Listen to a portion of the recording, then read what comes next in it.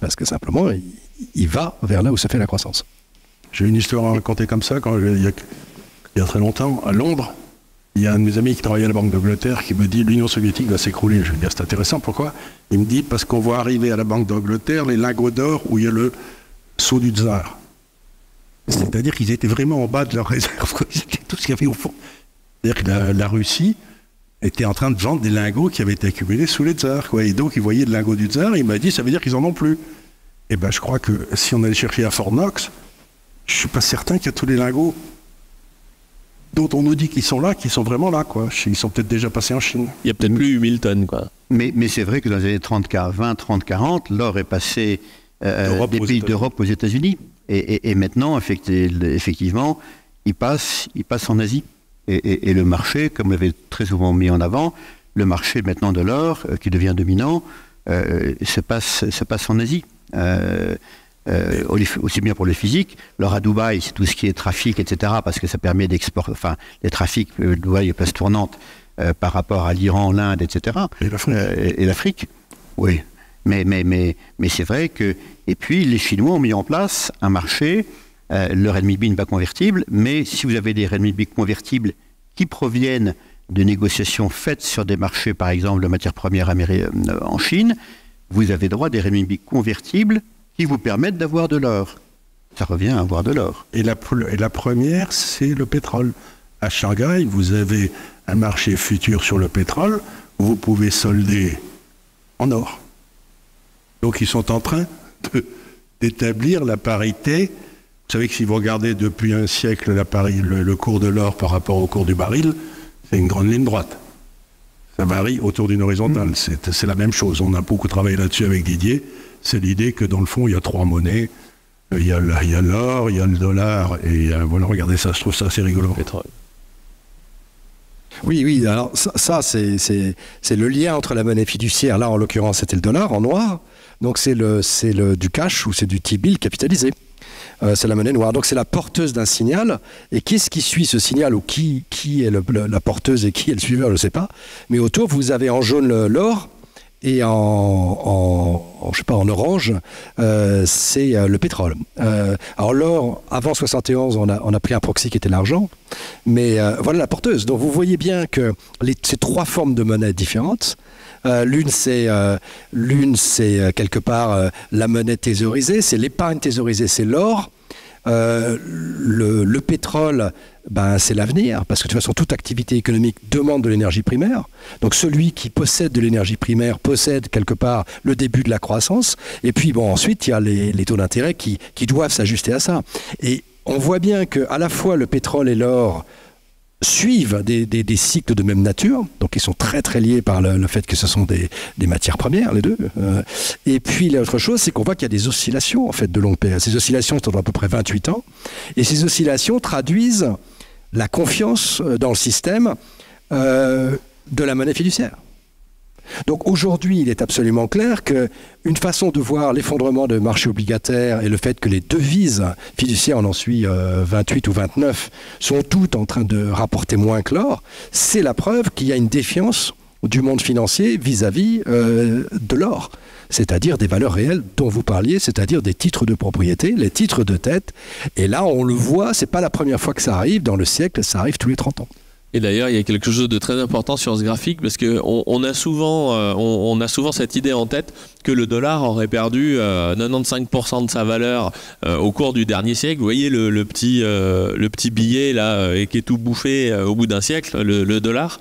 Et en réalité, ce graphique nous montre que non, entre 1910 et 2022, le dollar n'a pas dépassé par rapport à l'or. Alors quelle est donc cette magie noire?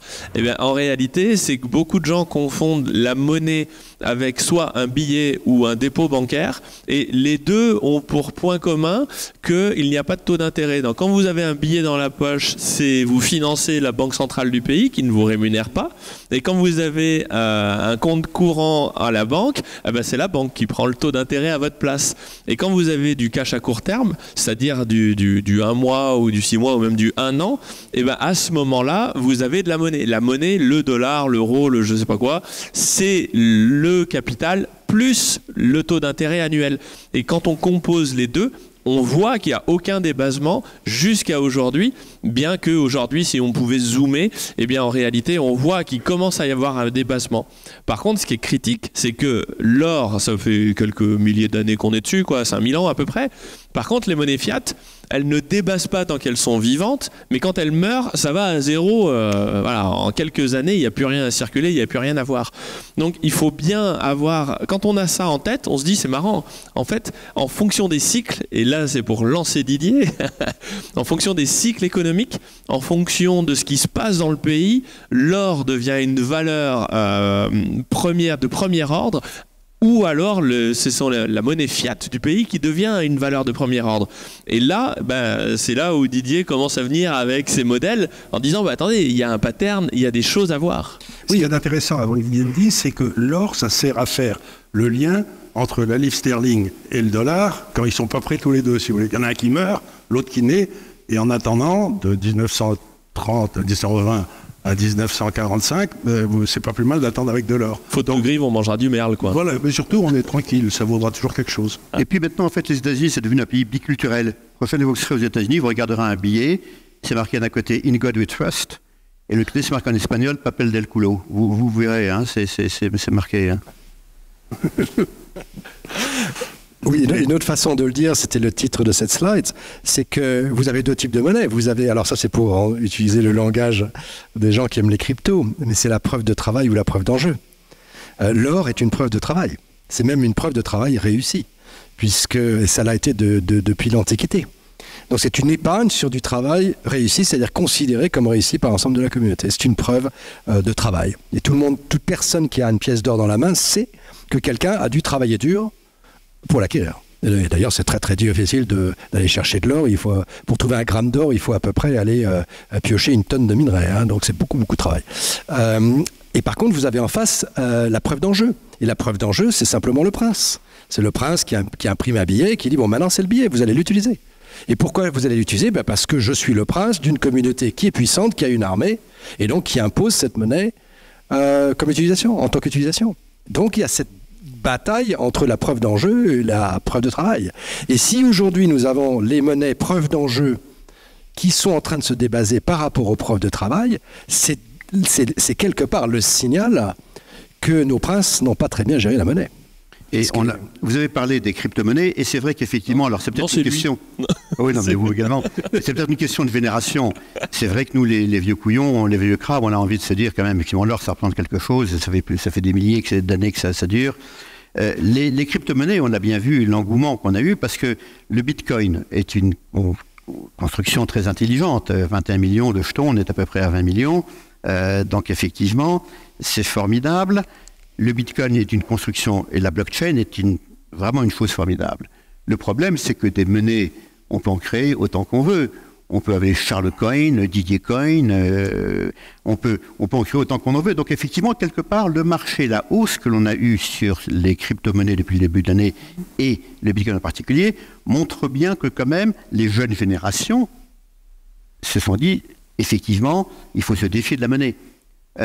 C'était accéléré par le fait qu'on a eu des ETF.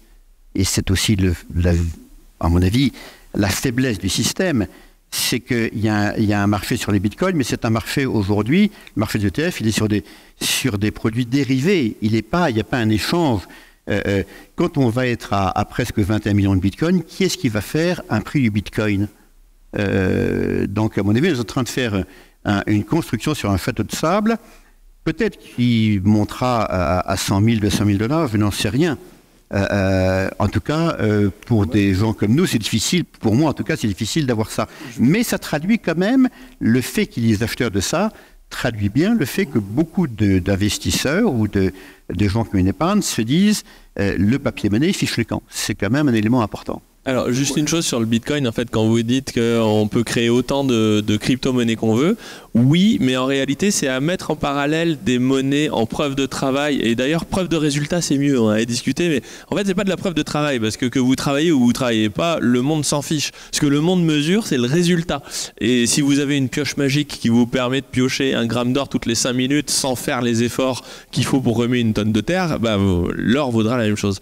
Mais en réalité, sur Bitcoin, c'est la même chose que les monnaies physiques en preuve de résultat. Pourquoi l'or, c'est une monnaie en preuve de résultat, mais les coquillages aussi, les pointes de flèche, le sel. Et en fait, je peux créer une infinité de monnaies en preuve de résultat physique. Et il se trouve que la nature a voulu, l'émergence spontanée a fait que c'est l'or qui est ressorti de ce processus. Et bien en fait, Bitcoin c'est pareil. Vous ne pouvez pas copier Bitcoin parce qu'il y a le même processus de sélection avec les réseaux, l'effet Metcalfe, d'effet de réseau, etc. Donc, mais ça, je voulais qu'on en parle après parce que j'aurais voulu qu'on en... Ce que je trouve intéressant dans cette décision, c'est la première fois qu'il y a une tentative de créer une monnaie qui ne soit pas appuyée sur un État. Oui, ça, c'est une nouveauté, parce que d'habitude, si vous voulez, la monnaie, vous étiez forcé de vous en servir, ou alors on vous coupait la tête et on vous étripait de place de grève. Donc, c'était pas vraiment un choix. Tandis que là, je suis fasciné de voir une monnaie émergente. Et j'en avais discuté avec Milton Friedman, qui m'avait dit, dans le fond, ce qu'il faut, les banquiers centraux sont nuls, ça tout le monde le sait, et il faut simplement ouvrir un ordinateur, le programmer pour que la masse monétaire augmente de 3% par an, jeter la clé dans le Pacifique, et ensuite, démerden ziziche, c'est le marché qui fixe les taux d'intérêt, etc. Et c'est exactement le Bitcoin. Donc ça veut dire que j'avais parlé de ça il y a 30 ans à Milton Friedman, et il m'avait décrit ce qu'allait être le Bitcoin. Et je trouve ça fascinant de voir une monnaie, et pour qu'une monnaie comme ça marche, si curieux que ça paraisse, il faut qu'elle serve à rien. L'or, ça sert à rien. À rien. Vous pouvez voir peut-être un petit peu, mais industriellement, ça sert à rien. Et la beauté du Bitcoin, c'est que ça sert à rien. Et donc, les gens ne comprennent pas, c'est qu'il faut que ça serve à rien. Parce que si ça sert à quelque chose, comme l'argent, vous avez le cycle industriel qui se met dessus, vous ne comprenez plus rien. Mais j'ai parce que l'or, ça sert à rien.